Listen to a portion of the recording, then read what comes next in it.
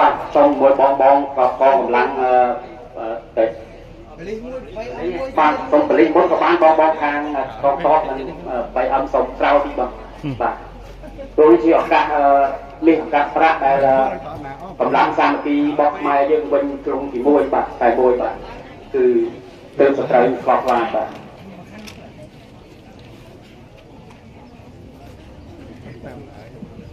បាទសូមគោរពអញ្ជើញត1 2 3បាទទៅមួយទៀតបាទ1 2 3បាទបងសូមគោរពអញ្ជើញទាំងអស់គ្នាមួយត1 2 3បាទអរគុណបានឈានចូលដល់ជាបឋមខ្ញុំបាទសូមគោរពលោកជំទាវវីស្រីពៅរដ្ឋវិទ្យាការក្រសួងអធិការកិច្ចទីគោរពកំពង់ពុះសូមគោរពអាយដាមអឹងឆៃអភិបាលរងនៃគណៈវិបាលខេត្តកំពតទីគោរពកំពង់ពុះ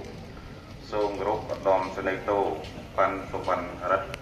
តំណាងអាជ្ញាធរជាតិប្រយុទ្ធប្រឆាំងគ្រឿងញៀនទីគោរពសូមគោរពអាយដាមលោកជំទាវលោកស្រី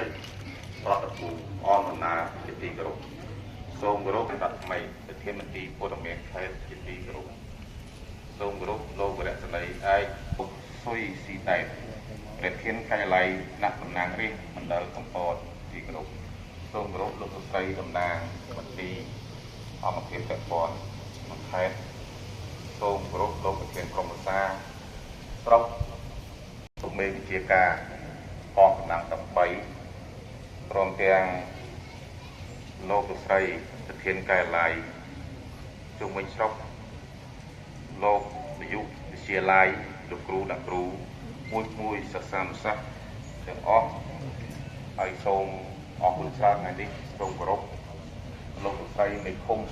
ចាំ11ភូមិព្រមទាំងនៃប៉ុស្តិ៍រដ្ឋបាលភូមិទាំងអស់តាម11ភូមិបានចូលរួមในថ្ងៃនេះបាទខ្ញុំបាទសូមធ្វើការអនុញ្ញាតនៃការរកសង្ខេបអំពីស្ថានភាពស្តីការបង្ក្រាបបទល្មើសគ្រឿងញៀនការជួញដូរ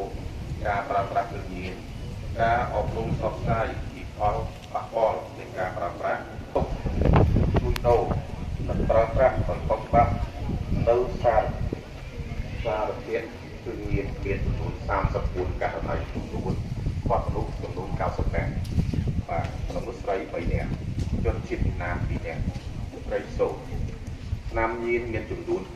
64កញ្ចក់ K2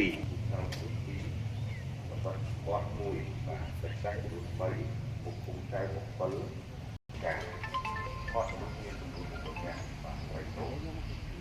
កិច្ចសហការខធ្វើការតិសាមគ្គីចំនួន12នាក់ស្រី